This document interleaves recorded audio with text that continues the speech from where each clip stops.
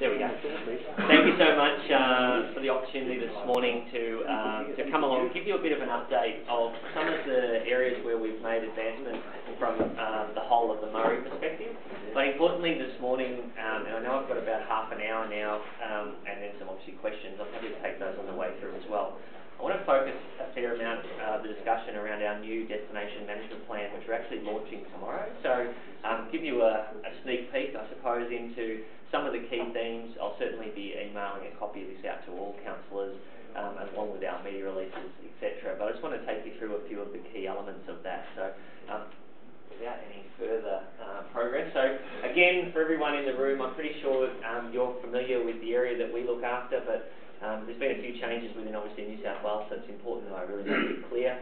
We still look after the cross-border approach, and we're the only cross-border entity still looking after this tourism space in regional Australia. In fact, there's two new models have been looked at now in the Tweed and in Canberra based on our approach. So funded by 2 state governments as well as the 13 local governments. So really appreciate that support, continued support. In terms of our strategic direction, you'd be aware we have a 2020 strategy. Like all good processes, we need to make sure we're looking forward. And the focus really is around, again, engaging everybody under this one river approach, so making sure that we're really clear with that and really growing the visitor economy. So for my KPIs, if you like, back to you, it's really about growing visitation, growing employment and growing economic outcomes as the simple 3 measures. I suppose they're certainly not simple to achieve, but that's the 3 simple pinnacles which we build on. Moving forward from our goals perspective, you'll note that there's, I mentioned 2 state governments, there's actually 3 on the screen. As I say to my board, there's not enough of a challenge dealing with 2 states and 13 local governments. They want to add some more. So there's 2 projects in particular that we're going to try and move across to the 3 state governments. So looking at projects from the start of the Murray all the way through to the end down in South Australia. So a couple of exciting ones. In terms of value proposition and where we're heading, target of 5.7 million visitors with over 2.2 billion in economic expenditure. And really pleasing the results I'll take you through this morning. We're actually ahead of target currently. We really want to build capacity in industry, so we know that while we can get more visitors here, they can spend more money, we really have got a big gap in that industry excellence and capacity building space. So we need to do a lot of work in that area, and we need to make sure we're continually engaging and communicating with you all. In terms of a quick snapshot, this is where we've been and where we're going. So currently 2.9 million domestic day visitors, my apologies. So generating just under $400 million in economic return, so really, really nice outcome. Overnight is where our focus has been, so 2.7 million visitors generating over $1.1 billion in direct economic return. So some really large numbers and really starting to show that the strength of the visitor economy. We see it, and I say this regularly, it's a key driver for regional employment and regional change. And whilst the farming sector, I make no apologies that it's still such a strong element and it's the baseline, we need to continue to diversify our economy, and certainly the visitor economy is a way of doing that. And I'll take you through some figures of where that's coming to soon. And international, while the numbers have been low, they've certainly grown quite a lot. So in the last 5 years, we've actually increased nearly 14,000 international visitors, so quite a significant uplift in that area too. In terms of, I'll drop straight down to the economic contribution in the last 6 years, which is sort of when we had our destination management plan, so we did that in 2012. We've certainly seen huge growth, and it aligns to the national approach. So federally, the goal is to grow visitor economy, or double the visitor economy from an expenditure point of view by 2020. So that flows down to a state goal, and then it flows down to a regional goal, and then hopefully it flows down to a destinational goal. So at the moment when we're tracking, as I said earlier, 2.7 billion was sort of where we're heading, and we're at 2.9. So we've actually doubled that visitor economy now in the last 6 years, or 5 years, which has been a really huge uplift. And directly gone from 1 billion to over 1.5 billion. So significant uplift in terms of what's coming back into the economy. And I talk about staff, and that visitor economy is the solution or part of the solution for the regional economy. Nearly 25,000 full-time equivalent staff are now employed in the visitor economy across the whole Murray, which relates to 1 in 5 jobs. If I go back 3 years, it was about 1 in 7 jobs, and before that, it was about 1 in 9. So we're actually making quite large leaps forward in terms of our ability to create employment in the region and retain staff. And I see it as I have a particular passion about retaining youth in region. You know, too often I'm seeing, and it comes from the farming community, I think, where, you know, you look after the kids, you educate them the best you possibly can, they go off to school and they don't actually come back. Or we can create opportunities for them to come back. So I think there's some really strong outcomes we can use this visitor economy to drive. And it's a highly intensive economy. So as I'm doing a lot of work in agritourism at the moment, that's why I'm using farming a little bit, but I'm really focused on, you know, farms are getting larger and resource structurally is shifting. So I think there's opportunities how we can grow this and link it back into ag, importantly. In terms of what we've done, really quickly, we've basically done a review of our 2012 Destination Management Plan. We wanted to see how we were tracking, what had been achieved over the journey to date, whether there was any key learnings from that plan that we could put into our next plan. So that's a real snapshot approach, what we've done, but we've also done a lot of benchmarking to look at the growth and where we're going and how we compare with other regions across regional New South Wales and regional Victoria. And then obviously develop up the new plan, which we will launch tomorrow. In terms of the 2012 plan, there was a number of core strategic themes that were identified, and what's been really pleasing is these themes haven't really needed to change. So from a journey perspective, we're still on the same journey. The river, nature-based, was really around investment in parks, food and wine, history, heritage, culture, festival events, and accommodation. And accommodation was around diversifying. We know we've got enough accommodation. We don't have enough of the right mix of accommodation is our challenge across the region. So, and I think I've explained that in the past. We've been on that poaching boom along the whole river for that generated a lot of 3-star accommodation that back in the time was suitable. Things have changed, visitor requirements have changed. So that was from where we were. In terms of what we did, is a quick snapshot of some of the core larger scale projects that we identified and where we've actually moved to and have they actually progressed. Pleasingly, a lot of them have progressed. There was a couple that have not gone as rapidly as perhaps we'd like, but also some of them are very large. So you've got to remember that this is a long-term, the blueprint for us from a destination management plan perspective is 15, 20 years.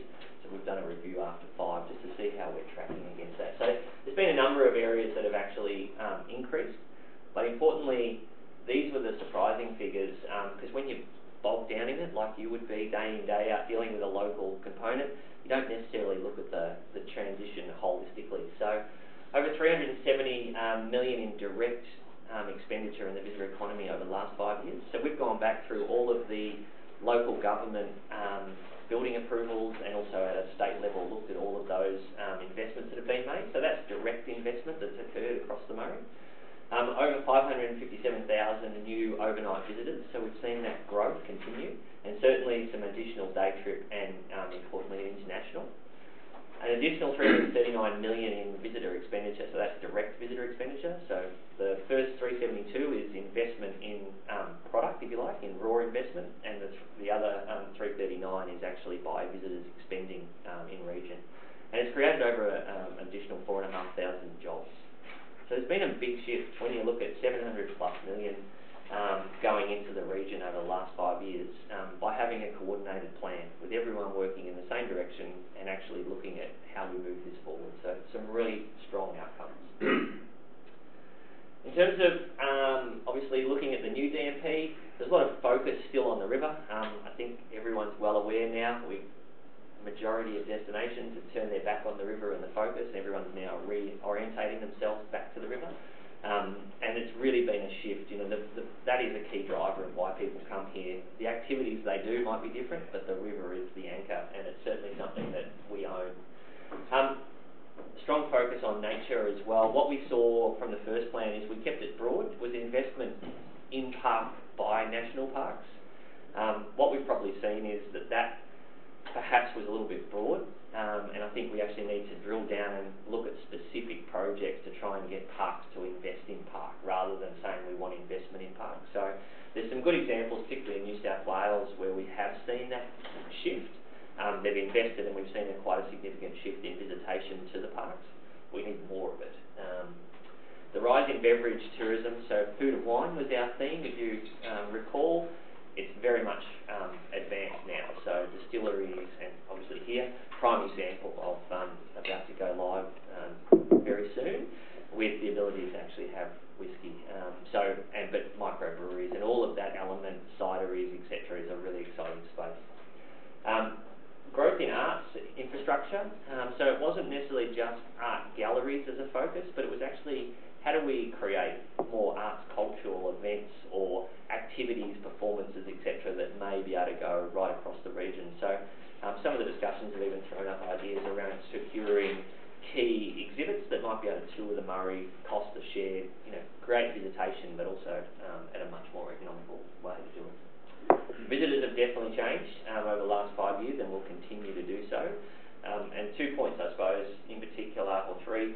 One is around millennials who have absolutely no connection to regional Victoria, regional New South Wales. So, and there's a strong fear from that market that why do we need to leave the capital cities? We're going to miss out on something. We've got everything here we need. So we've got a whole education program there. There's also, just in Melbourne alone, 100,000 new arrivals settling in Melbourne every year that have got no connection to the regions either. So we've got an education process there to try and get them to connect. And international students, which when you look at the significant rise now, when you pull apart the data, international students are making up a very large proportion of international visitors. And then again, they've got no connection to the region, but they have family that will visit on average 4 times a year. We can get to them, get them exposed to regional areas when those visitors do come or family come. We've got an ability to get them out. So that sort of links in with the whole opportunity for the international and Asia market. And the other thing that came through really strongly was around the need for investment in broader infrastructure. So we looked in the first plan around such things as riverfront redevelopment projects, and we saw that as a key enabler. But it's really things now much more broad around increasing road infrastructure, rail, and particularly even connectivity came through really strongly in this plan. So if you've ever tried to catch public transport in a linear direction across the Murray, it's quite challenging. And if you want to spend some money, it's even more challenging because often you get dropped into towns in the middle of the night or when it's early in the morning and things aren't open and it's not very user-friendly. So there was a lot of elements came up around that. The framework remains similar to our current. We've obviously just adjusted, so food, drink, agribusiness came in really strongly, so instead of just food and wine. Sport and recreation came in as well over just golf. So originally in the 2012 DMP was focused on golf as a key driver. While golf is still a primary product stream, sport and recreation came much higher up more broadly as a driver of visitation. And then the new one, obviously, infrastructure, transport, servicing. So the framework is very similar with some tweaks and a couple of additions.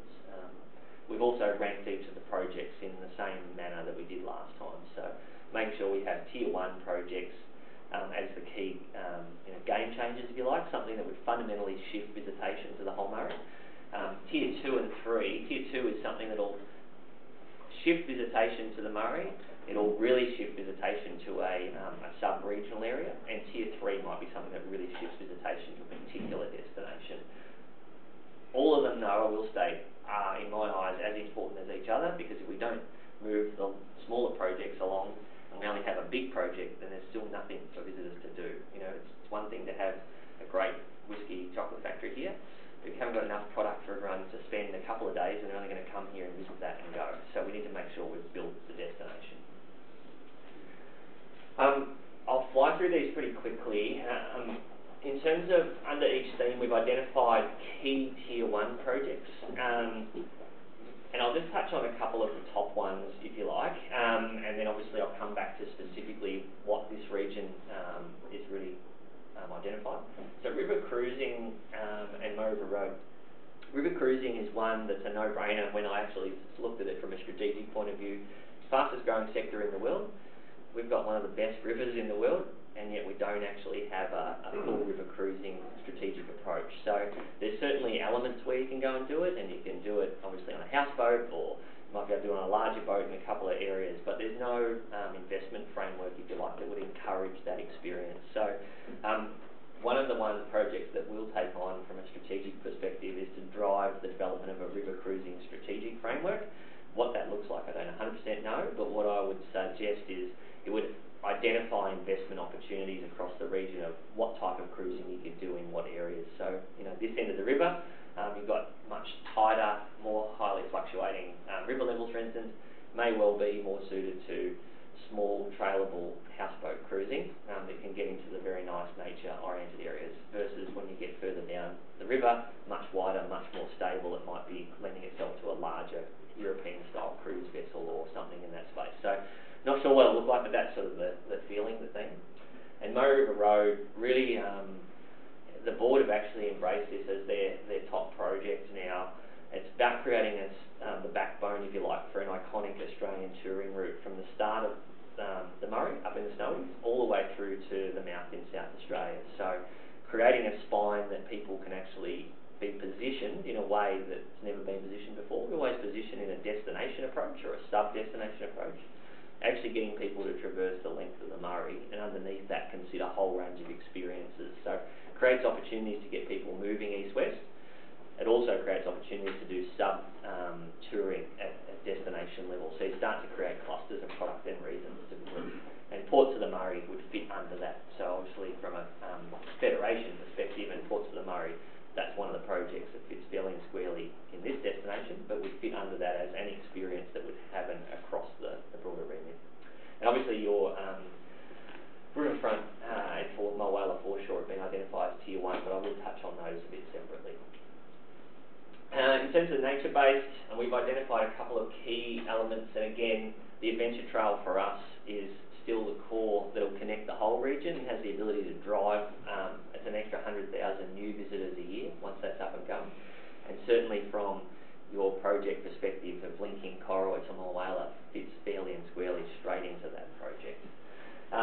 There was a couple of master plans were developed or identified for development, and that was really around, as I said, drilling into those sub-areas rather than just keeping it generic. It was really going in and saying we need to make some things happen. And big challenge we identified is really about actually having operators to deliver experience in park and even on river for that. So there's still a huge challenge in that space, and I know this destination as well has had that sort of discussion in the past, and I still haven't got an answer for you, unfortunately. But what I do know is that we've identified that we need to look at a strategy to attract tour operators into the region and try and find a way to make it sustainable, because obviously our peaks and troughs from visitation actually mean that operators can't scale up.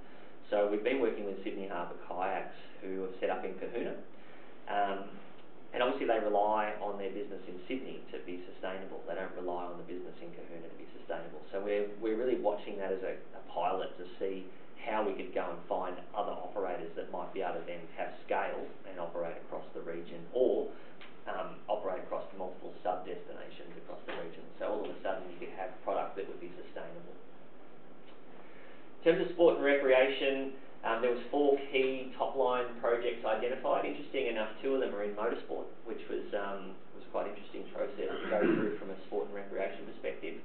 But really large-scale developments that'll drive visitation, and the Mildura Motorsports Precinct in particular has an opportunity to drive very large visitation to that precinct.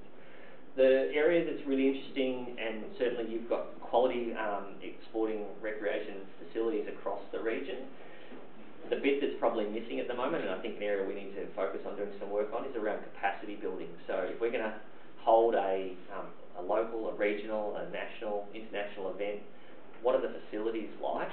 But more importantly, what's the capacity of people to deliver that? So have we got enough accredited, volunteers that can do those jobs? Have we got enough people that could be scorers or officials in that space? And if not, how do you actually build that capacity? Then allows you to bring those events in, and it'd be a much more economical exercise from a bidding perspective if you can deliver that on a platter to a national or a regional event organiser, as opposed to them having to transport everybody in. So there's some capacity building in that area. Food, drink, agribusiness, as I touched on, we've been doing a lot of work, so it's been 18 months background. for us to develop up the Murray Culinary and Agritourism plan, and that's ready to go now. So all of the that project is locked in. We'll do a holistic strategic plan across the whole Murray, and then that'll be broken into 5 sub-plans. So, for instance, this region will have a cluster plan within Moira here and Berrigan.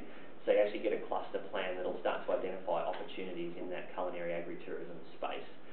So that's a really key project, and then we're doing 3 pilots. So we've identified there's a need for distribution, no surprise to all of you in this room, large commodity farming area. How do we break down that product to get it to consumers in the way they want to consume it? But also, how do we get it to restaurants or cafes, etc., so people can experience that quality produce that's often shipped off overseas before we even get a chance to see it. So that's a pilot. We're also doing one with farmers. So we'll actually identify around hopefully 20 farmers or thereabouts, and we'll actually take them through a process of actually looking at agritourism, culinary, etc. opportunities, whether that be simple as adding value to something, whether it be, one of the ones I'm quite interested in is the ability for people to, and it might need a bit of help from all of you, is whether or not you could have 1 or 2 potentially campsites on a property.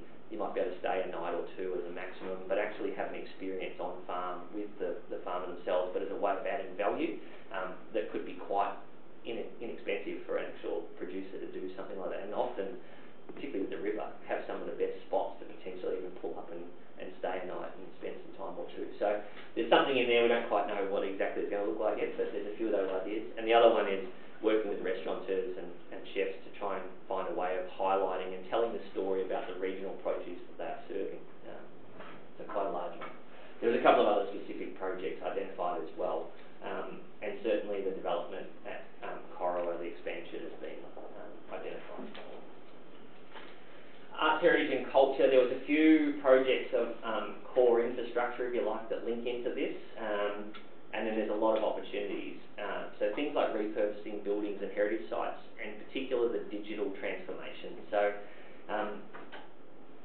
looking at an old building is not that interesting to necessarily someone that might be 8 or 10 years old or something in that era anymore. They're looking for much more interaction and engagement, but it's really important that they get that connection and that story. So we've got to find ways to interpret and really bring some of those elements to life. And it could be a way of, a lot of museums, etc., are only open 1 day a week or small time frames. So if I'm travelling through, how do I still get some of that experience when it might not be open? So what's that look like from a digital perspective? Festival events, 2 large-scale projects. So a brand new 1,000-seat convention centre in Mildura and a full refurb of the Albury Conference Centre redevelopment. So that's some key ones that are identified as Tier 1, but there's a lot of other opportunities. And again, it comes back to capacity building. We've got a lot of product across the region that has capacity to host business events, but they're not necessarily geared at the level that a consumer would expect. And we experience that regularly, even when I take board meetings from one end of the river to the other. There's many, many venues that are nice, but they're not set up really at the business event level that consumers are expecting nowadays. Accommodation, there was a couple identified at Tier 1, so there's a large resort conference centre in Chukamola, Swan Hill Service Apartments, and there's a big large-scale Barma Eco Resort that's been identified as well. And there's some product here as well, which I'll get to in a minute. The important ones are around reinvestment again and diversifying that accommodation. How we get there is a challenge. So how do we stop all of the 3-star motels that are competing with the same market from doing that? How do we transition their business plans? And I've got a few ideas around some case studies and how we might actually be able to give them some exit strategies as well. So I don't think there's too many people, when we talked, a lot of them didn't have exit strategies, how they were going to actually move on. So some investment may actually trigger a better return. And certainly in caravan parks, we've got 196 caravan parks across the region. We've seen a significant uplift in investment in those across the last 5 years, but we still have a long way to go. And then in terms of the last one, infrastructure servicing, as I mentioned, a lot of that rail, passenger upgrades, and then there was some contemporary visitor information servicing has come through really strong, and it's a project that we're continuing to develop and evolve. It's much, much more than a physical visitor centre now. Visitor servicing touches from when someone's thinking about going on holidays right till they're actually finished. So we need to come up with a much, much stronger model in that space. Again, streetscaping, township redevelopment I can't focus on highly enough. The Murray, when you're driving along it, you often go through the industrial version of the towns, you don't go through the beautiful version of the towns, and we need to really work on beautifying those, because that's what people will drive through and say, oh, this looks nice place to stop, and then they'll deviate and stop. So we need to get better at that connection as well. In terms of some of the projects that have been identified for you specifically, so Corowa Riverfront, my apologies, revitalisation has been a Tier 1 project, so these are the game changers. The distillery expansion, and then the Corowa Eco-Tourist Resort is also the other one that has been identified, which I know is still going through a range of work, but they are some fundamental opportunities to shift this region. In terms of Tier 2, we had high quality service apartments hotel in Mulwala was identified as an opportunity. The Oaklands RV Park, Federation Museum, establishment of the Australian Institute of Comedy, which I found an interesting one that came through the consultation. Obviously the Mulwala foreshore redevelopment, core infrastructure that I know you're working on, and has been a long-term plan, and it just shows that when you do that planning and you stick to that consistent planning, how we can move that through. The Corowa Mulwala Cycleway, which I'm very excited if that can keep progressing the way it is. Urena Lake development, there was Federation Museum expansion, Mulwala All Abilities Adventure Playground. So that was some of the Tier 2 projects that were identified, and there's certainly a description of each of these in the plan when I send it through to you. And then Tier 3, you had another enormous amount. So when you look at your cluster between Moira and yourself and Berrigan, you've actually got an enormous amount of projects that have come through this round, which last time around we didn't have that. So when I look at the destination shift, we've actually had a significant shift. So Halong Riverfront accommodation, Ballpark Caravan Park redevelopment, the horizontal windmill, Corowa VIC, obviously there's a fair bit of opportunity in that one. The Federation Visitor Precinct, the Public Art Trail, the Corowa Halong Trail Connection, and the Urena Aquatic Centre. So they were the projects that were identified through all the consultation, both from a local government and an industry perspective, that have been fed through and cross-checked by your team here as well, and fed into the plan. From a Murray perspective, we've identified a number of whole of region projects, and I've touched on the Adventure Trail, Murray River Road, and the Agri and the river cruising. Passenger rail service is probably an advocacy for us, in all honesty, so that's really where that one sits. Visitor servicing, we will drive because it needs a fundamental shift, and there's opportunities for a lot of efficiencies whole of region. We're also doing a digital review which connects into that, so we need to look at digital's moved enormously from 5 years ago to now. We need to make sure we're in that space. The event strategy, we have an event strategy for the region, we just need to make sure we're continuing to implement that. And Indigenous tourism capacity was really a strong identifier. So we've obviously got a great opportunity to build more Aboriginal tourism focused product, but in order to do that we actually need to build capacity back another couple of steps before we worry about the product. So there's a bit of time involved in transitioning that. I'm going to flick through these ones. Just in terms of the other elements we're obviously working on from a non-destination management plan perspective, we're still very focused on our advocacy approach and making sure we're working across a range of areas. Cross-border issues is really important, enabling infrastructure and communication infrastructure as well. If we're going to drive that Asian market that I mentioned before, or that international market, even domestically for the millennials that are attached to their devices 24/7, we don't have really strong capacity connectivity, then they're just not going to come. And if you think about it, you're in a strange country, you've driven out towards Urena Lake, and all of a sudden your GPS goes or your phone goes and you've got no idea where you are and you're in a strange location, how comfortable do you feel as a visitor? So we need to think through what it's like. We need to go back and put the visitor at the centre of everything we do rather than what we want to see. There's a lot of things I'd like to see, but is it relevant for the visitor? What does the visitor need? And some of the basics are back at that level. In terms of industry training, we're very focused, as I mentioned, about building capacity. So I just did a quick snapshot of 2016-17 where we were. So we delivered over 17 workshops to nearly 300 operators.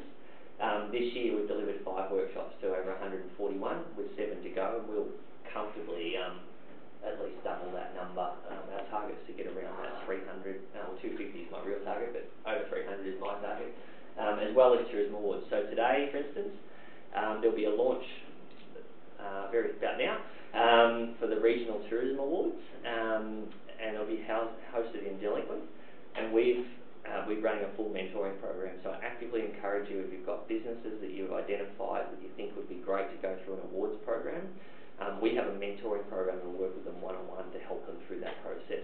And it's a really, we've seen significant shifts in businesses. So a lot of the ones we've mentored in the past didn't have a business plan and didn't have a marketing plan. So even though they're operating nicely and they're strong businesses, we've really been able to go through and help them that process.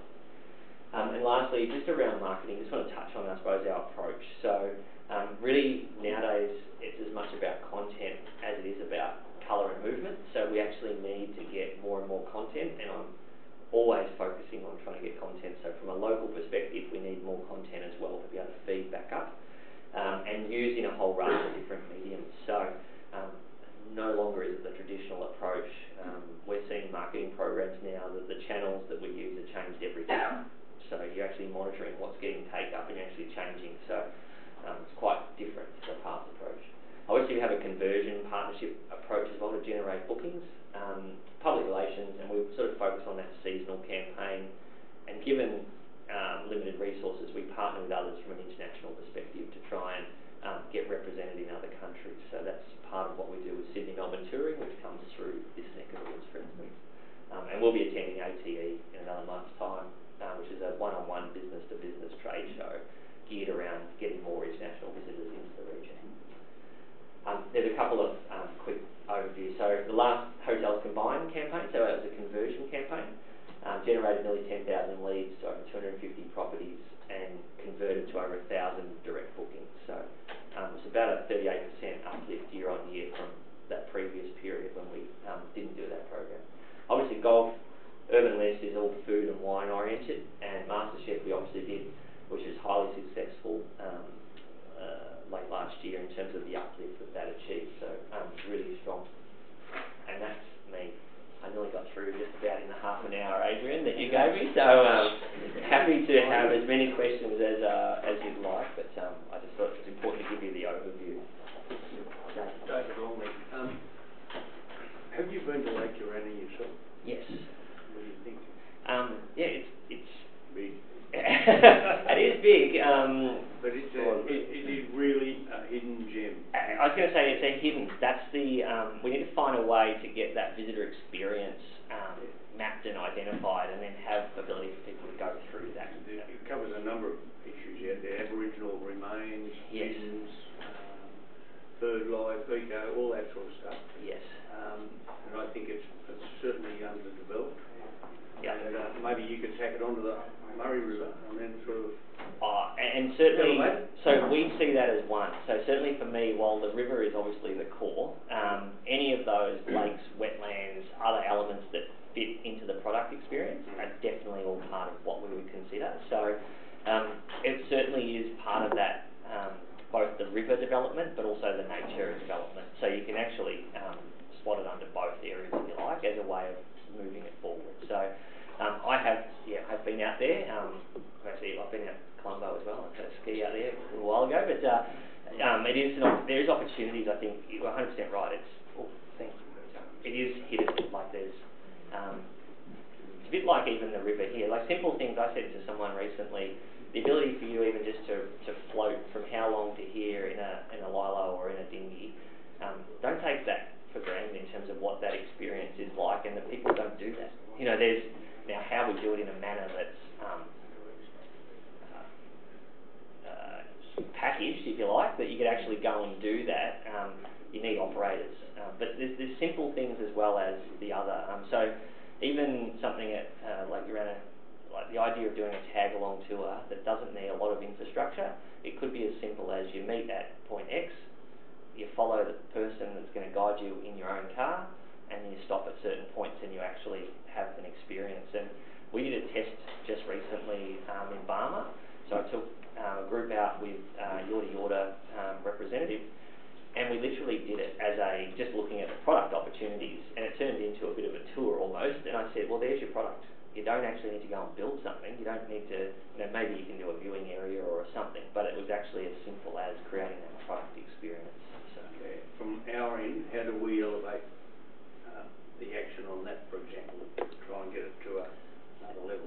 Yeah, so basically the key focus is obviously working with Christy and Kendall in terms of looking at product experience opportunities. It certainly can sit, and that's the role of the destination management plan, is to keep it, while we've identified specific projects, because obviously they were sort of ready or in concept, the idea of the themes is to basically allow any of those other projects to elevate up and then get connected in. So certainly at a local level, that's where I would start to map out what that looks like.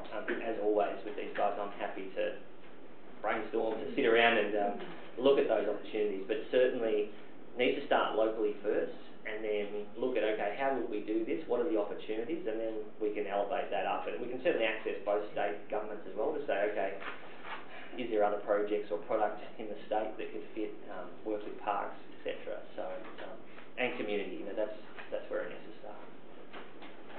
Oh, sorry. Once again, Both of us. Excellent presentation. Thanks. A couple of questions in regard to your map up there in regard to the contributors and players within the Murray River Tourism Group. Yes. I notice predominantly Indigo Council not part of it, yet they are our nearest neighbour here. Correct. I'm not sure if you're able to give Yeah, I can certainly talk through that. So Indigo, the way that the state was divided up when they created 10 regional boards in Victoria perspective, Indigo actually went with North East. So they align with North East, which sort of takes in Cowong, Wangaratta, Benalla, all the way through. But in saying that, for something like the agri-tourism project, they would be fairly and squarely involved in that because the experience is borderless to the consumer. So we try and work with them where we can on with a collaborative approach, and but it's just that they partner with Tourism North East from a financial perspective. Okay, second part question in regard to the pull for Australian tourists to come to this region. I'm talking Melbourne, Canberra, Sydney. Is there a change in those numbers in regard to going overseas? If they pull back on the overseas and now more intent in coming to the regional area? So there has been, we literally just looked at some of this data last week in terms of the international, we're about to get our next forecast, so we worked a quarter behind, so the data I showed you was September, the next data we'll get is December, and only the international has just come through, but there has been a slight backing off, if you like, of outbounds. So for 5 or 6 years or more, we've had more outbound than we've had inbound visitors. And there's actually been a slight backing off because the number of uncertainties from a safety political perspective, but also with exchange rates. So when you look at the exchange rate shift, it actually does change things quite a bit. So there is certainly a shift. The challenge we have is people have been exposed to particularly Asia, and the service level, the quality of the product, because of the environment that the ecosystem, their expectations are now much higher. So to try and get them to come back into region is a bit of a challenge. So if you've gone over to Asia and you've stayed in a 5 or 6 star hotel, you've had basically one-on-one service. We don't have that ability. So we've got to make sure that we offer a product experience which is genuine, which will authentically connect with those visitors. And certainly there's been a huge uplift in the caravan camping market, and I suppose I'm no different. We now have 10 families, we've all bought caravans, and we're regularly going away for weekends and staying so the kids can connect, we can actually disconnect from the crazy world we work in. But it's something that expectations have also increased about what you get when you go to those locations. Does that help, Fred? So yes, domestically is still about 98% of our market for the Murray. So in terms of that's where the growth is, but we need to tap into those millennials, that younger market as well, and hopefully get multi-generational travel. There's another 10 questions. That's okay. No, I'm not going to do it. Hello. Good. I'm a bit late with my fellow council, along where I could actually lots and lots of questions. Yeah. So it's just the nature of the beast. So you probably wondering, I was thinking about stakeholders, yes. And you spoke about national parks, obviously is one of your stakeholders. Yes. What about local land services and the TSRs? Where do you see TSR sitting in amongst all what you're talking about? Yeah, And so- their utilisation, because obviously they tend to actually be used for camping, especially along our rivers and to our northern counterparts as well. Yes. And so if you can comment on that. Yep. And are there thinking about experiences and how successful it has been, is the long paddock concept? Yes. You know, from Mazaura right up to Wilcannia. I mean, great concept, and you've got the art pieces as well as the camping. Yes. But now obviously that's a project that's run from, you know, south to north and north to south. Yes. You know, is there a similar concept that we can have talking about the background? Yes, so certainly two parts. Any of those areas where we can access camping and or access skilled people that can talk about experiences, very much in favour. So I regularly say, even with, I've been doing some work with the Tri-State Alliance, which is all of the catchment management across Victoria, New South Wales and South Australia. They're now controlling a lot of area that I didn't perhaps quite understand the breadth of what they do. And I said, if you've got people or resource that we can tap into to create visitor experiences, then I'm all for it. And they've just done some work with fisheries, for instance, which is an amazing opportunity for us to leverage and work with. So for me, if we can access that, partner with them, the more partners that we can work with, from my perspective, the better in delivering a great experience, because there's nothing worse than if you got to a region and you saw one piece of it and then someone else told you, a month later, did you see this, this and this, and you'd missed it. So making sure that everyone is partnering and sharing that knowledge is really critical. In terms of the Backroads Trail, it is a good example of collaboration across a product experience.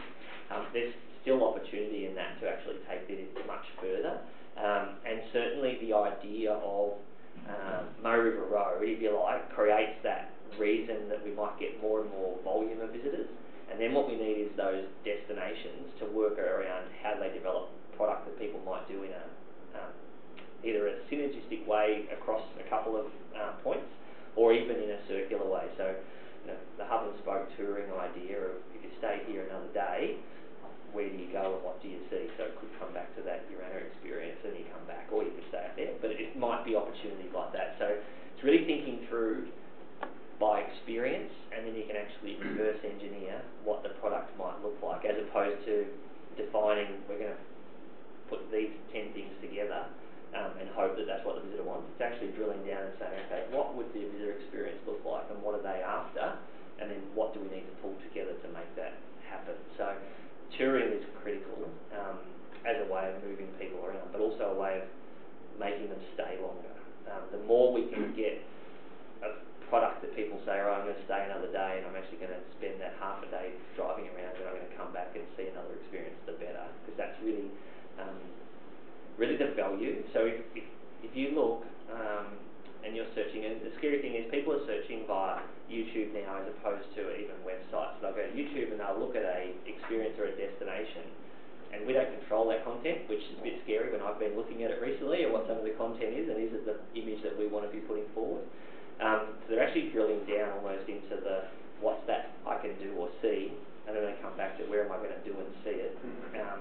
So it's thinking through that visitor-centric componentry. Does that help in terms of, but as I say, I'm more than happy to, if there is more questions, I'm happy to add enough time to, or certainly address some of those as well. But just a quick one, Martin. Sure. Have you had any experiences with Outback Spirit?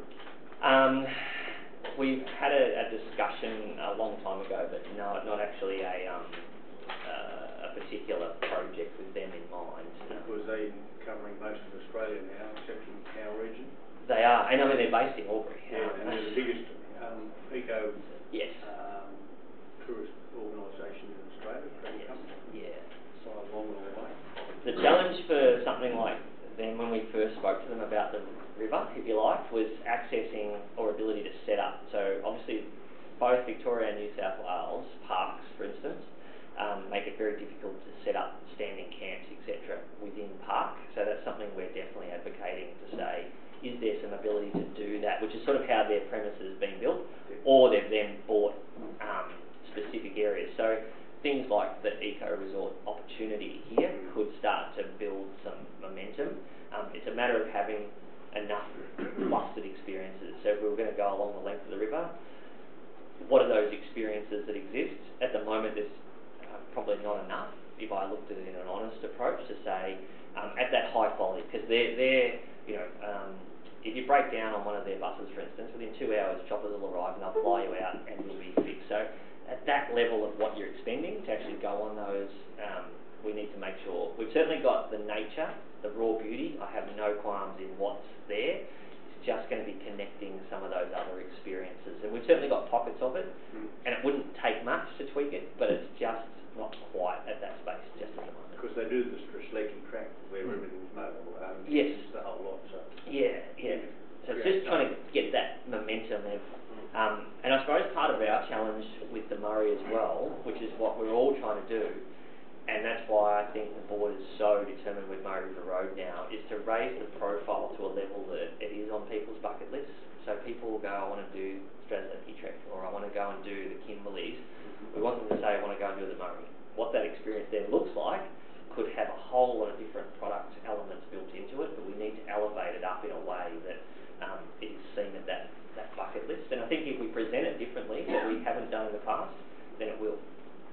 So we just need to keep working through that. Well, if there's no further questions, councillors, if not, I'd like to thank you, Mark. That was absolutely excellent presentation. Thank you. Thank you so much for your time. Yeah, thank you for your time. Councillors, I think would share our gratitude to you. Thank you. Thank you. Anyone wants 2 minutes just to stretch. You ready to move on again?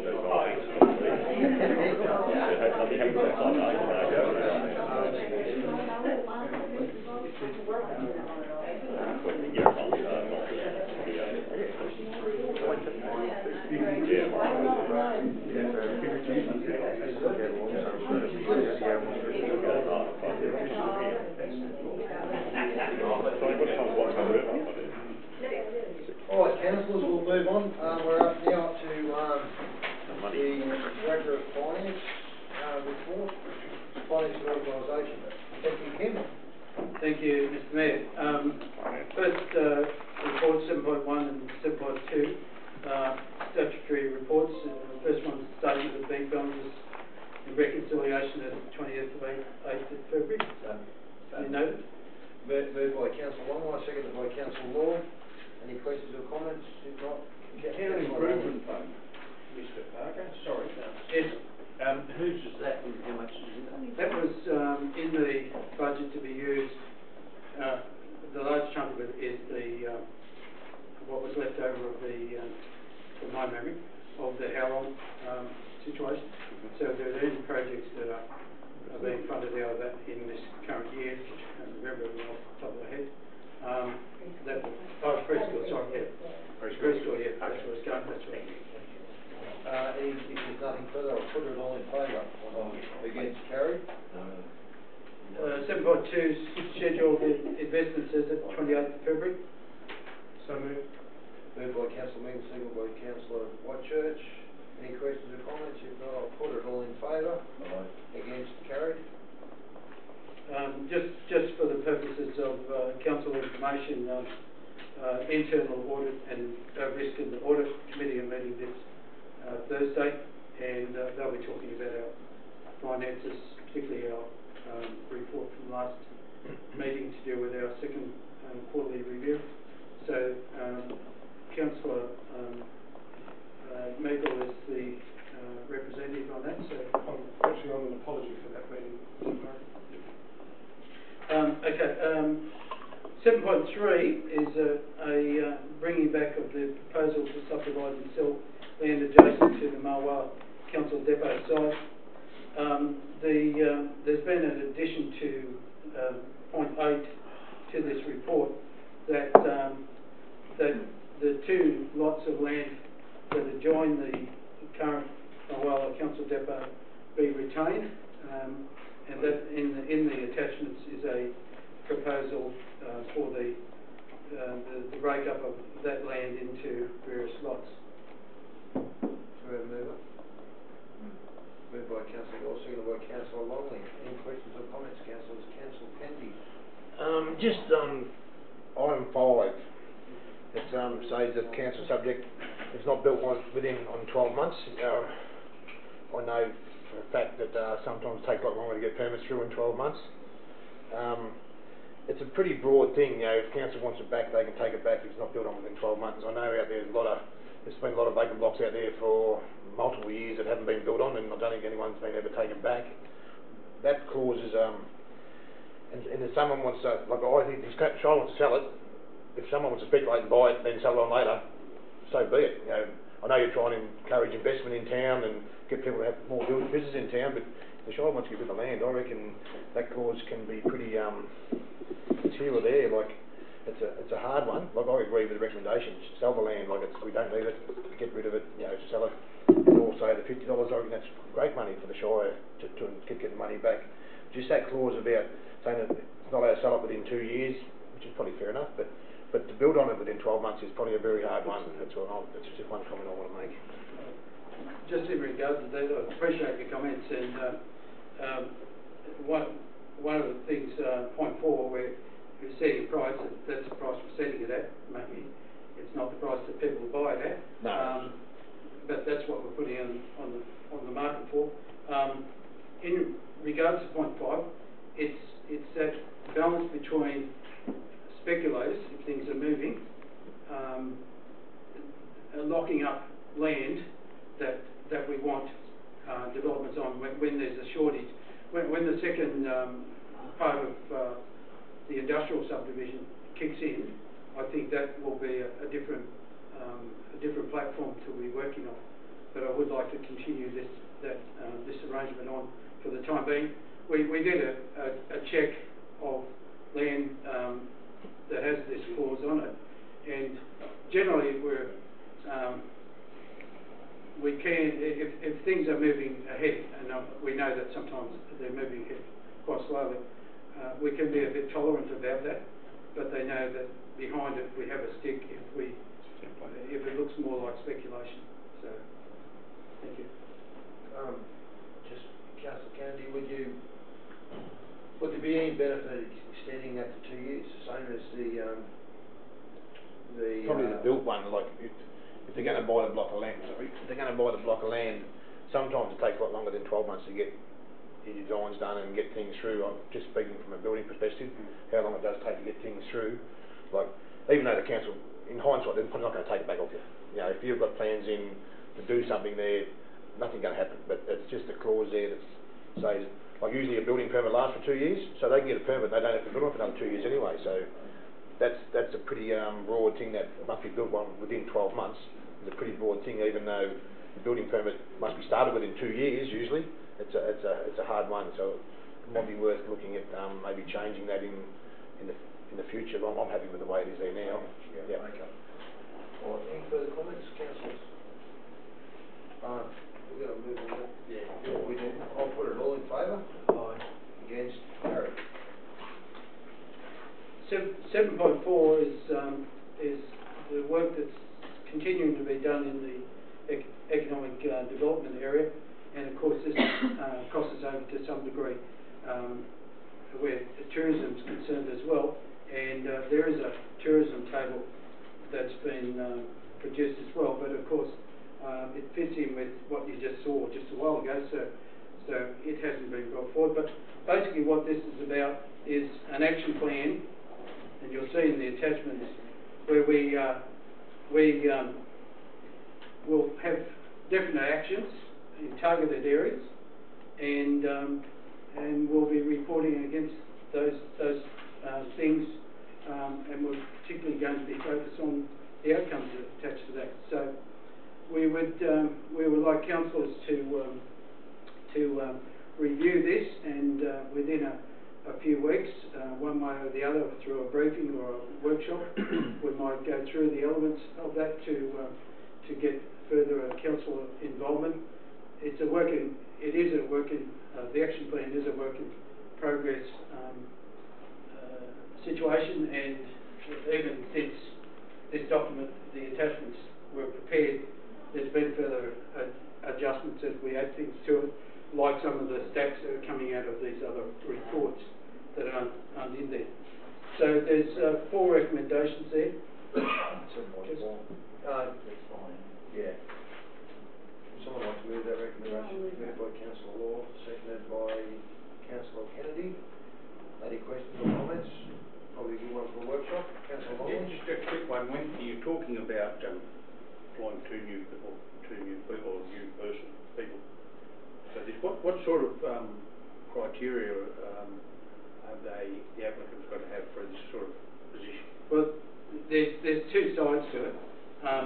In the economic development space, we don't want just people to be working in a administrative type of role. There's got to be flair there.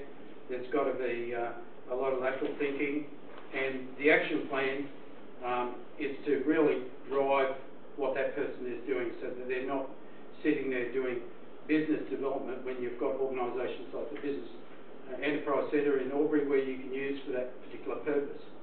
So we're just looking at employing someone in that space now. The first time around, we looked at the market. It was a bit limited in this area for the dollars that we were talking about. So at present we're just exploring how we can mix that up a little bit. The second part of the business development part is really how do we work with other organisations like VUC and other organisations to better help our businesses that are out there without getting too bogged down in the detail. So I consider it a very important position, and I guess as you mentioned earlier about remuneration, you didn't have enough money on the table to attract the appropriate person, but I would consider that you'd consider paying good dollars so you get the right people. I think it's critical. If you get the old saying, if you pay peanuts, you get monkeys, and I think in a position like this we don't want the money. Councillor Longmore. Yeah, I'm just trying to think of the business group we had constructed before this cave. What was the name of it? The BCHM, Business Corridor. You'd be aware of that, Mr. Parker, in regard to, that was a pretty successful group of people, because what happened, there was an opportunity for business leaders to join, and there was a meeting how often? Every month. Every month. And so that actually drove a lot of directions, and I think that I'm not reading it here, or it's not in this, or will it be in the report, or is that one of the intentions, to go back to something like that? There's two parts to it.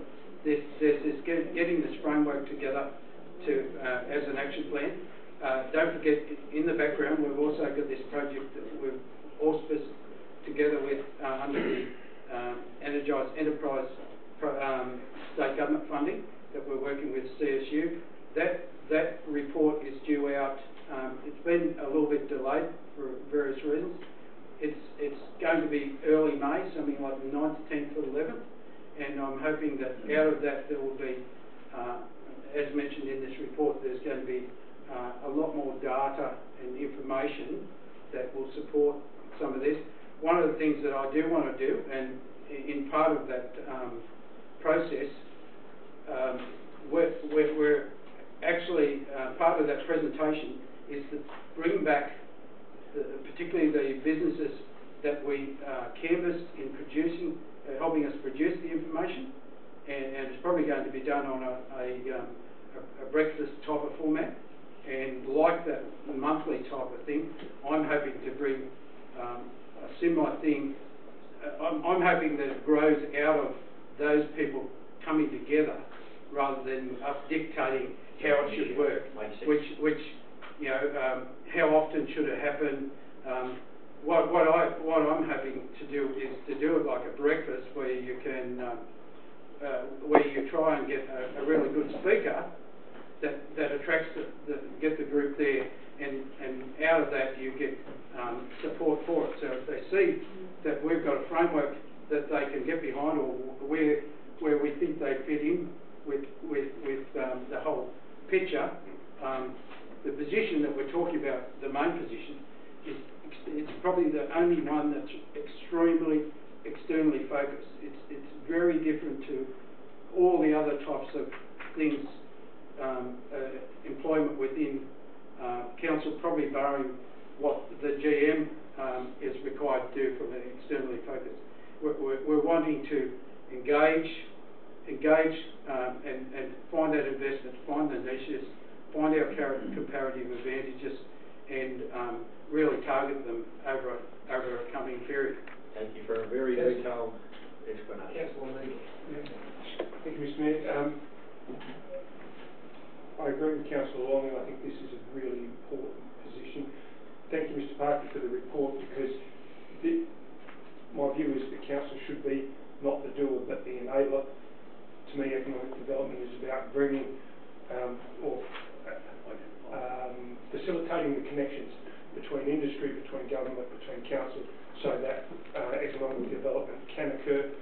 I personally believe that this is one of the critical functions. If we, as leaders of the community, are looking out for the community to help sustain it and grow it, bring the jobs, bring the people, as we've just heard through all the community strategic planning engagement sessions, that we're static or slightly declining. You know, we're struggling to maintain our population. We have issues with retaining our young people. This economic development is going to be crucial to retaining and attracting further investment and further population to our area, which more rates and all the other benefits. So really critical, and I agree with Mr. Parker wholeheartedly that this should be an externally focused position, looking to pick and connect all those different aspects so that to grow the thing, because it's a matter very much of who you know, not what you know, and as Councillor Longley said, get the right person and make sure they give us a good chance of doing a good job. Thank you, Councillor. Councillor Thompson. I noticed in our business paper that you're actually requesting us to provide feedback on this particular document. I just wanted clarity on how you wanted that feedback. Is that going to be through a workshop, or do you want it typed in and emailed to you, or verbal, how would you If you've got, prefer? thank you, Councillor Thomas. If you've got comments that you see straight off the plate, the email method will bring them out and we can bring that forward into our workshop or briefing.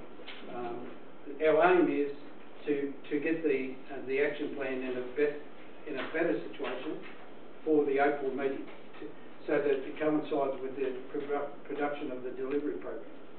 So the two things, if there's elements in there that we need to fund, then let's consider it for that. So I know it's a tight timeline, but a lot of work's been.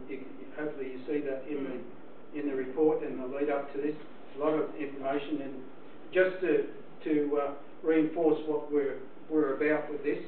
And I'm really enthusiastic about the way we're going about this, because we're saying in the report, page 28, the suggestion for success in this plan is that it will aim to create an environment that is conducive to encouraging responsible investment and job creation at a rate beyond which would normally occur. So you know where we are. We're going to be targeting above that. It is important in all plans like this to note that investment, private or public, will always precede the creation of jobs. So we know that there's a solid lead time, but without the plan and actual jobs, actions and expected outcomes, you're really just letting it sit in same as type of situation. Councillor Lynch, you had No, I didn't. No. oh, sorry, I must have just saw you raise your hand. Was there any further? If not, I'll put it all in favour. Against, carried. The next report, 7.5, signs as remote supervision policy. It sounds like an interesting policy, but basically what it is part of our risk management framework. We utilise signage at different locations to warn people particularly about hazards. And if we don't have good signage, it's very hard to defend some of the areas that we've got care and control of. So this policy and its associated procedure is about us doing it in a structured way. In the implementation money, signage is a big is a component of one of the projects we're trying to bring together. But in this particular case, it's signage that warns people about particular things in a way that we can point to and say, well, you shouldn't have done that. It's pretty clear. Here's the signage that, and that's why it's called signs as remote supervision policy. I can't move to that. Moved by Councillor Longmire, seconded by Councillor Law. Any questions or comments? If not, I'll put it. Councillor Longmire. Yeah, I'd ask Mr. Park, in regard to identifying this opportunity, there's a case history down at the next Shire, Berrigan Shire, quite a number of years ago, where a sign was part of a suit where a person actually broke their neck diving in the river. And it was identified that the judge actually saw that as identifying something that they admitted. So I just asked that question in a case history.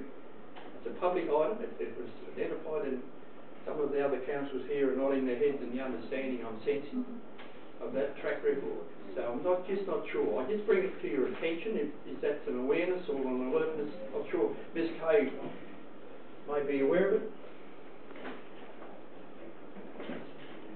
So I suppose, Councillor Longmire, in the view of taking extreme care as to how we're promoting or putting out those signs. Yeah, I mean, all our insurers, I guess, are part of the definition of this. That's the question I'm asking you. Yeah, just to fill you in, and that's an important element of it. This whole process is driven in large part by our mutual insurance and our insurance. Yes. As it's been proven, okay, we don't always get a judge that necessarily is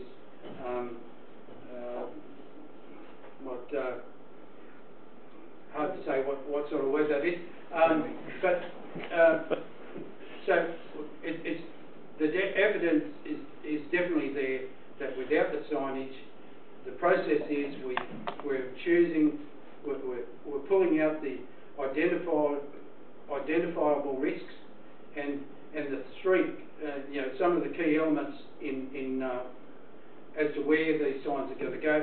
If there's population, if there's hazards like water, if there other things of that nature where it's clearly a potential risk, the signage is a very low cost option to square off that. The awareness is there by the sound of it, that's what I'm asking.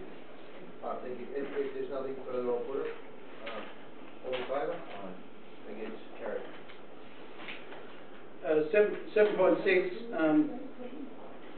councillors might have heard about this particular matter previously, but we had an approach from an adjoining business, a very considerably important business next to the Corowa Works Depot, and we were able to consider it, and the recommendation here is really to sell up 9 metres of our land on the southern side that adjoins this person's land, and basically at their costs, at the value of what we have got the blocks of land on at the airport, that we go through this process. So we've got a proposed, in the attachments, we've got a proposed detail of what we're talking about, what 9 metres it is, and so I'll put the recommendation to you, please.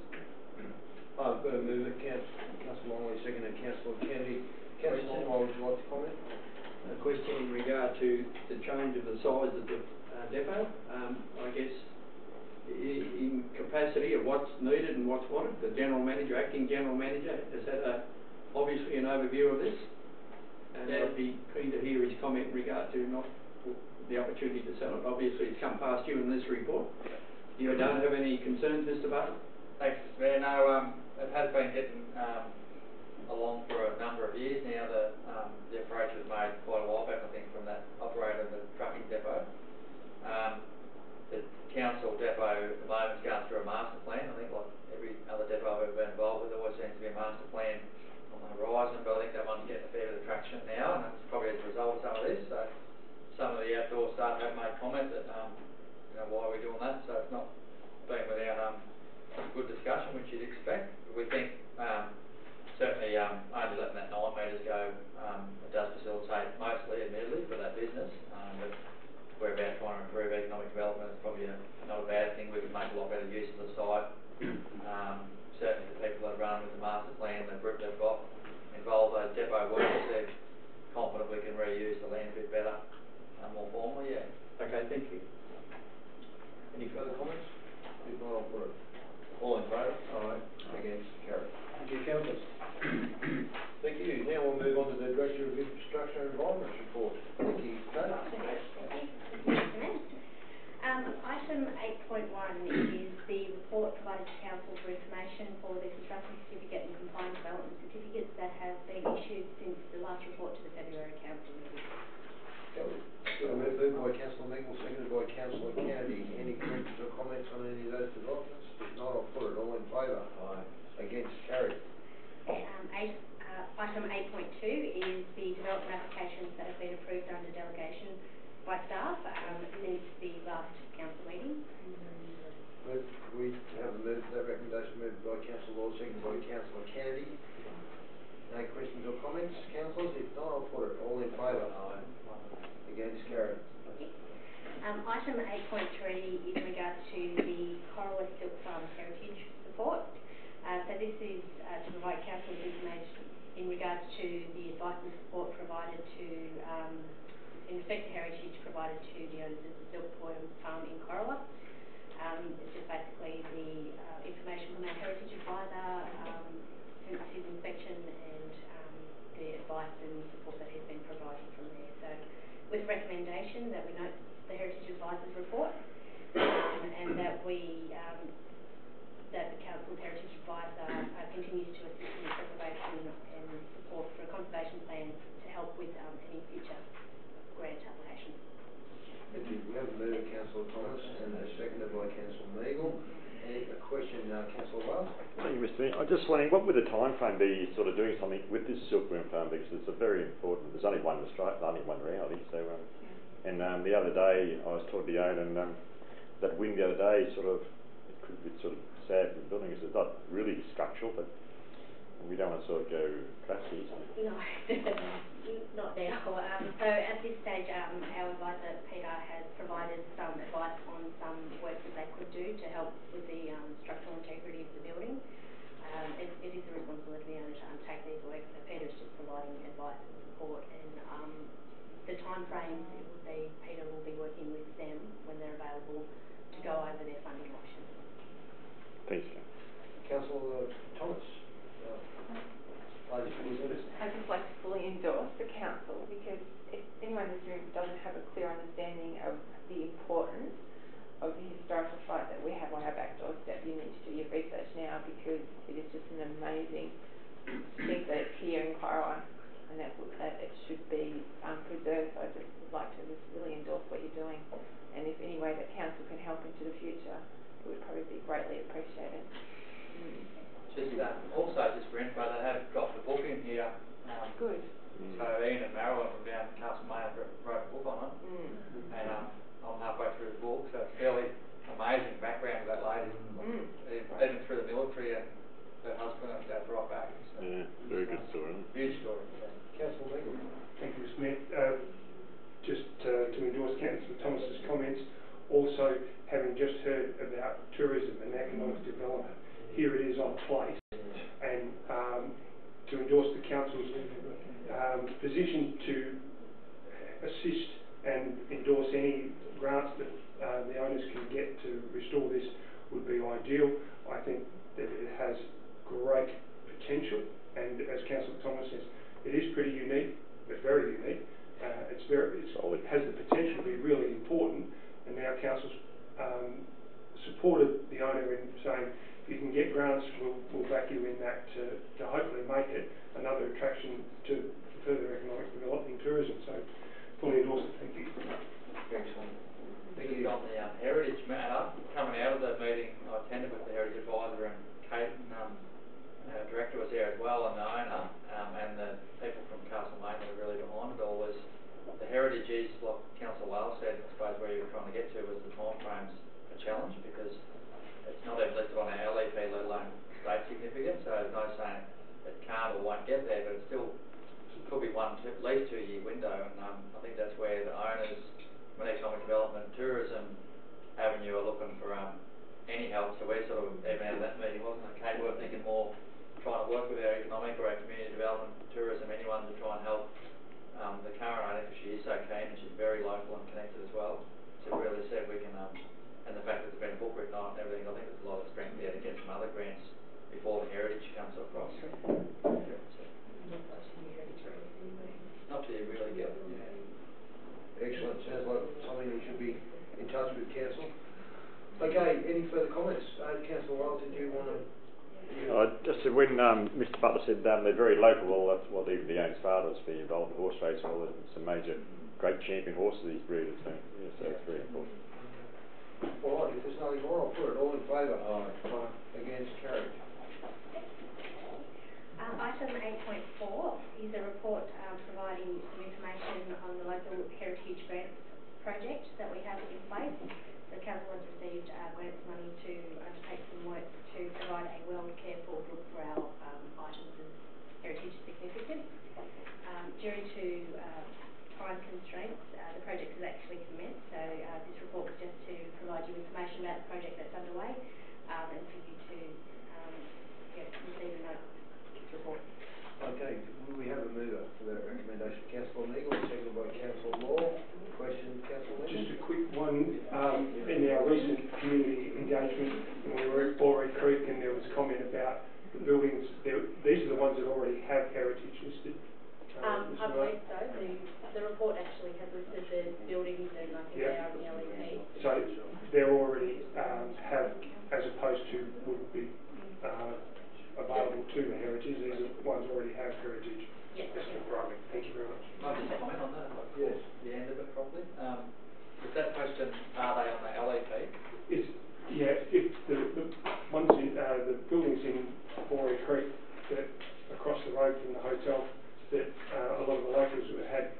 strong views that need to be maintained as a tourist attraction because they do have historical significance, and I'm just wondering whether or not they were listed. They're not in this rate of care works. Just wondering if they did have a heritage listing or were on the radar, given that the Warwick Creek residents were pretty passionate about maintaining their facade as well. Yeah, sorry, I wasn't, yeah, because we have to check that because the, part of bringing the two LEPs together is putting all the new, if there's any new heritage items like Silkworm Farm and that on.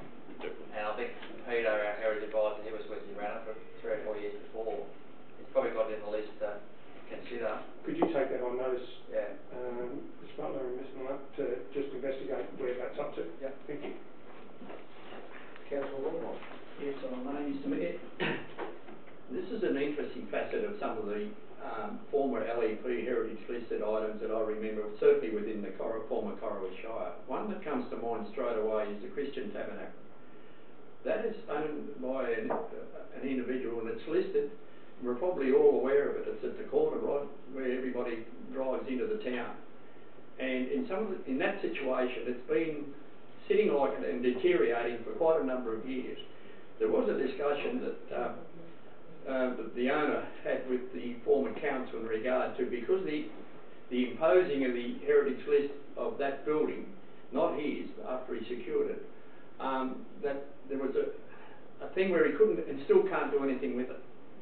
And so in some of this, Ms. Larnach might be able to have something that will come out of this in regard to that sort of an individual situation. There might be others as well that I'm missing, but certainly it's something that the owner's been wanting to do something with.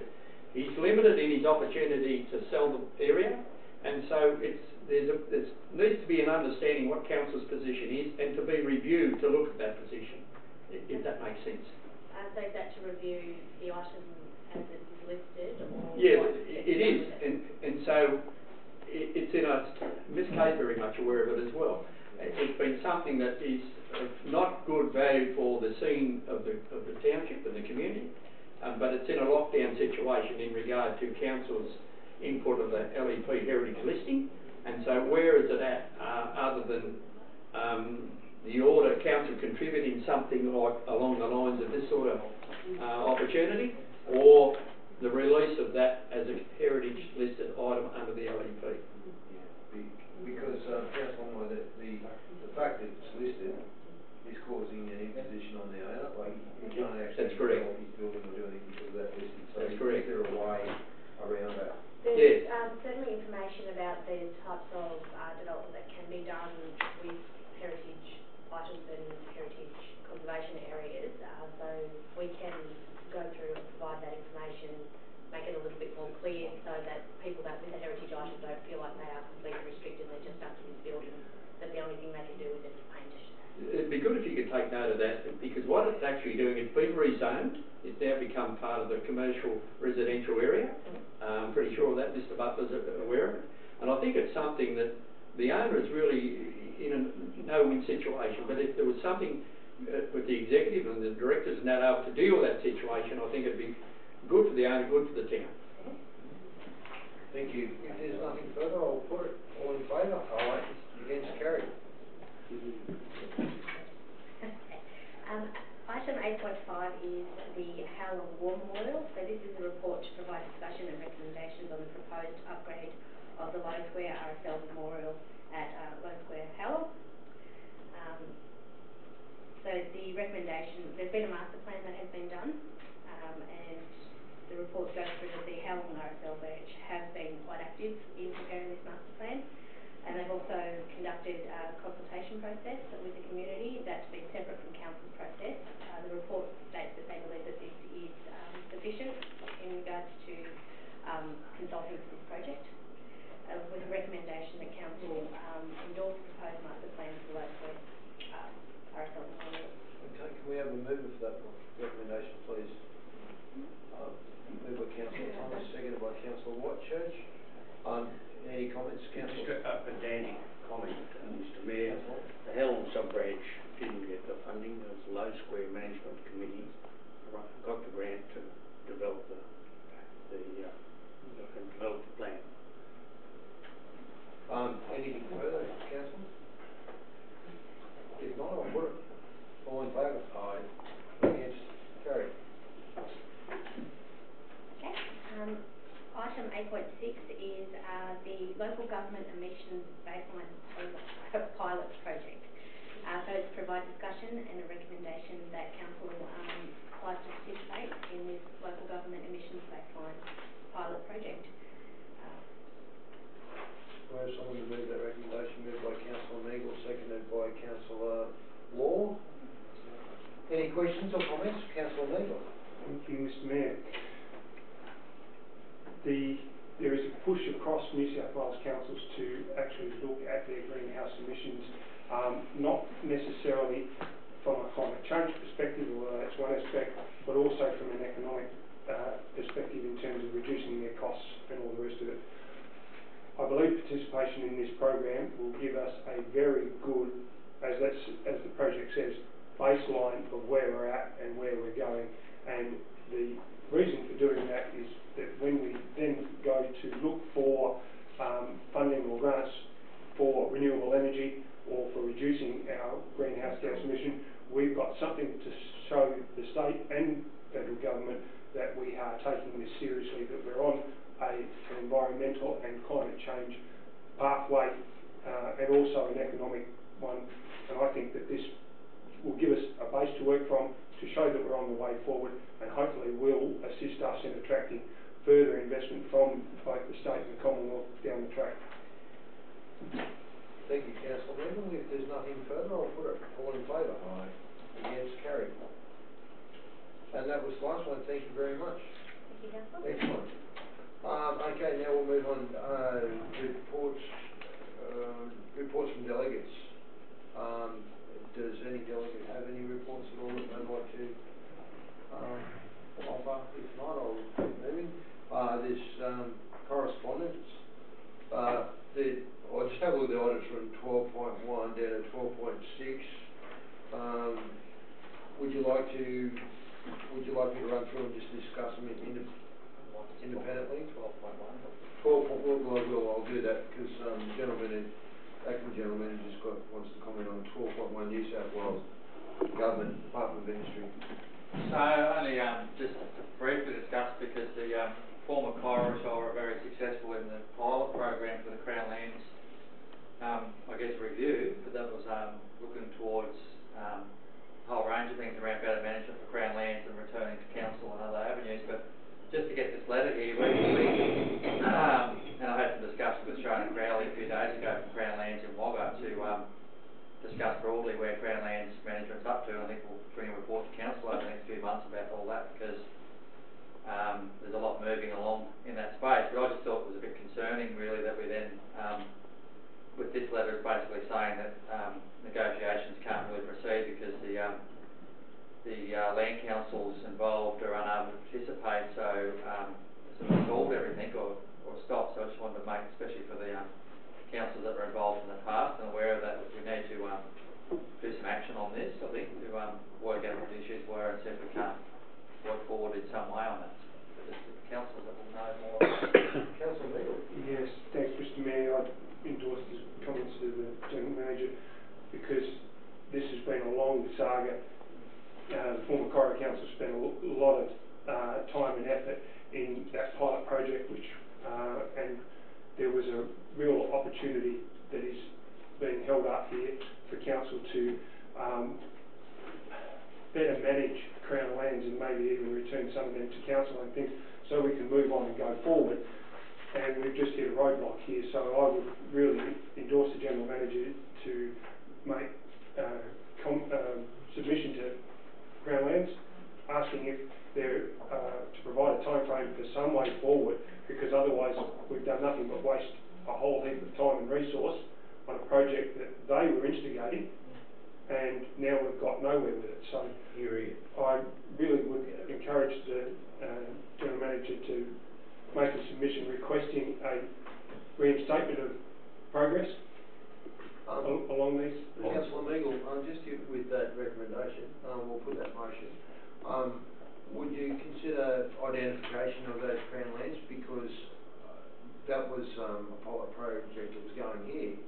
Maybe there's some others that we can identify the Crown lands and push forward with a proposal for. I think, Mr Mayor, that if you look at the two previous council areas, there are lots of Crown lands in both the areas, and now that we're an amalgamated council, I think it should be include all the Crown lands in the current LGA, as opposed to just the Crown lands in the previous LGA that was part of the private thing. I think if we're all amalgamated now, so let's do the whole lot, and because of the amount of Crown lands that is in our current LGA, this is really important and significant, and the sooner we have a clear understanding of where it's going and what's happening, the better chance we've got of actually moving forward with our own plans and the development. Absolutely, and I heard just this morning on the radio that the Western Districts, they're talking about releasing Crown lands to be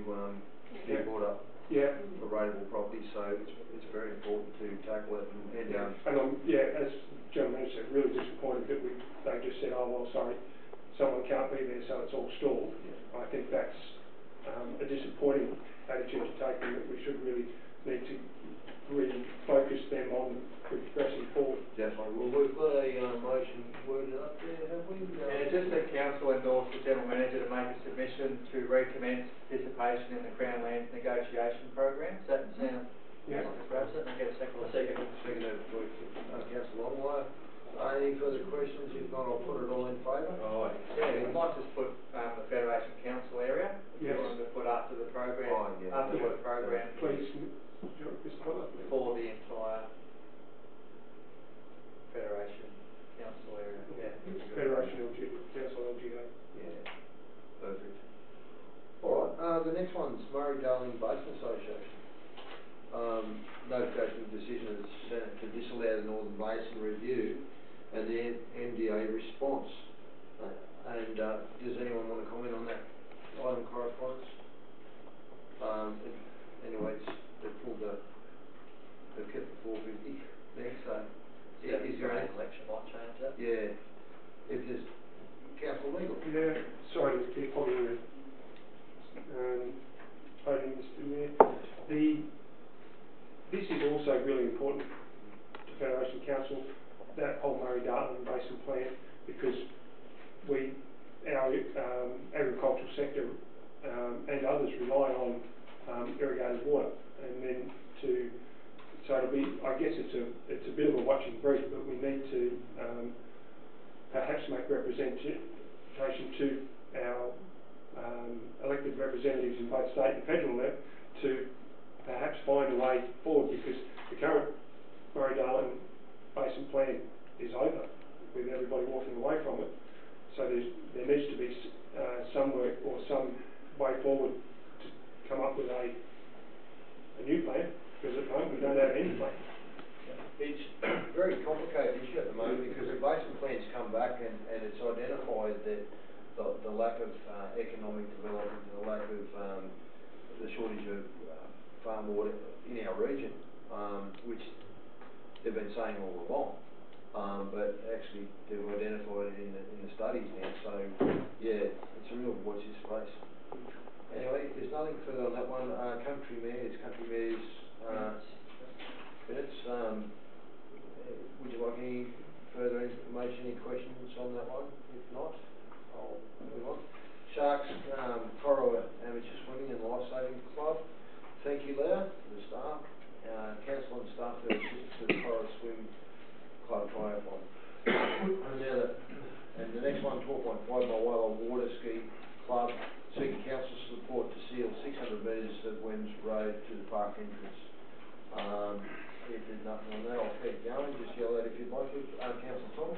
I was just going to flag this point. This point was actually flagged with council when they did their budget review, when they carried out a series of meetings, and one of those was in Mooala, where the CEO actually flagged it with and when we're in administration mode, so they were very much aware that they were asking for this to happen. And the other point is, Colin, we've just had this great presentation from Mark, and one of his key points was the capacity to deliver. you've got an entity here who do have the capacity to deliver on an international, national, state, or local level facility, and 7 of us sitting in this room have been on a bus and bounced up that road, so we're very well aware of the condition of the road. Indoors. Absolutely. So, any recommendations coming out of that, Councillor Thomas, that you'd like to push forward? I would just like to push forward and endorse that we can hopefully get this road sealed. It's only 600 metres. If it can be put in the works program, Yeah, just make a comment on that. So on a road type basis, probably wouldn't make the priority list given our backlog and our other routes and everything else. Peter Gall, our director's done some correspondence back to Peter Duncan on his initial reply to say that I think the estimate was around 350,000 to do a road how we would seal a road, which wouldn't be just scraping it off and putting the black stuff on as it is. So there's a discussion there which we could take through budget workshop, which we just want to get the letter on the agenda at least. But and we discussed it as well with others about the more benefit is the economic development and tourism, which council, you know, if they had a way of trying to go that way, that's probably where you'd have to put it. If just on a purely engineering basis, it probably does not attract that as important and as good a facility. I've been there with Mr. Duncan and myself to have a look. But yeah, it's more of a case of it wouldn't stack up against the other road projects, but certainly it's going to come through council budget workshops. And to be noted for budget workshops. There was, there was an application to one of the amalgamation fund as well, which it wasn't approved by the panel. But then there's, might be able to be applied for in the current $2.6 million allocation of funds as well. It might be eligible again as support and ref type, supporting 3.6, sorry, supporting support and ref infrastructure too, which, Okay, I'll make a comment on that. The council recently created a precedent supporting the clubs with $500,000 towards the Coral Golf Club, and that was actually raised when we were over on Mulwala about when we went on the road trip as such. I have an issue with us supporting businesses of that type. I think they're self-sufficient. We're all making money. And unfortunately we've created that precedent here at Corowa, and everyone else is now going to start to put their hand up. Okay. About 12.6 is the last one. That's a letter from the Watersclea Club with concerns regarding their rate rises. So I think it's a fairly general one. Something we're not going to fix here today. Just on that one. Yeah. Just on that one, if I could, and going back to Councillor Longley mentioning that road trip in Bronwyn, we did do over to Mulwala late October, early November last year. Peter Duncan did and had his finance girl there to show the councillors the difference in the rates and where the indiscretions worked. We left that meeting and bus tour with them and said that we'll follow that up. They've now sent a letter to the council 4 months later saying that they've got this issue where one parcel of land here's got rates of this amount, the other one beside it's got this amount, and there was an inconsistency. We've also had queries to council regarding the increase in the contribution fund for people doing developments on their properties. I just feel that we're not getting back and we're not dealing with these things. That's 4 or 5 months now since they brought that to our attention, although it's only the first formal probably letter that we've received. The contribution things popped up with the development application that's happening, or going to happen out on Redlands Road, where investors bought a large parcel of land, wasn't going to buy the parcel of land because of that contribution. Just wondering when we're dealing with those and when they are moving through the pipework. Because I thought we might have had some conversation with Mulwala, but I'll ask Daphne Ben to make a comment on. Did we actually go back to? I remember that at the time, and speak to the Mulwala Ski Club about explaining the rate wise. Yeah. Did that happen? Yeah. So certainly since I've been back, I took Jeanette, our rates clerk, down and met with Peter and his head financial staff member, and that's where we got to with our discussions about, you know, the history, I guess, but about their sharp increases that they've received, that they've got, or that have got over the last X amount of years, but they just want something to be on the record with council about they're not really going to keep copping that scale of increase year on year on year. They want to know when or if they're going to go back to just a normal CPI or special rate increase that everyone cops, rather than them getting the whack of. But we had some good discussion about even percentages versus dollar amounts, because that can look a bit skew if you look back at the actual real dollar amounts on those versus just saying it's 36% or sometimes. But we felt out of that meeting they're okay with where things are at. But generally, Mulwala, you know, the group down there as well, the ratepayers group, Kim and myself and a few others have met with them several times about where we go. They won't be too excited if we were trying to propose something fairly random, and I wouldn't be recommending council do that in this forward budget, trying to really tamper around with rates and the dollar and change things off what the status quo increases are. I think that's probably been done a bit in the past, but I think we need to flatten it out and just leave whatever the increases, depending on what they look like. But then a rate review, which everyone would be aware of, is what this is all about. It's about looking at each town and what the services are, what the equity's like. We know there's a freeze on the northern area because of the merger. Coro's going through the end of their 7%ers, so that's a whole body of work. But you know, Mr. Parker and I did talk to the group about that. It would have to be on the agenda at some stage. And if we were to do that, that would happen, you know, soon after. We have to start talking about that soon after any budget's adopted. But certainly in the lead up to this budget, we're not near that. So. Thank you. Right, that's good. Okay, so then fine. So there's a recommendation there. Would someone like to move? Moved by Councillor Kennedy, seconded by Councillor Law. All in favour? Against? Carried. Now we'll move on to confidential items. So would someone like to move to suspend standing orders? Moved by Councillor Kennedy, seconded by Councillor Neagle. All in favour? Aye. Against? Carried. So just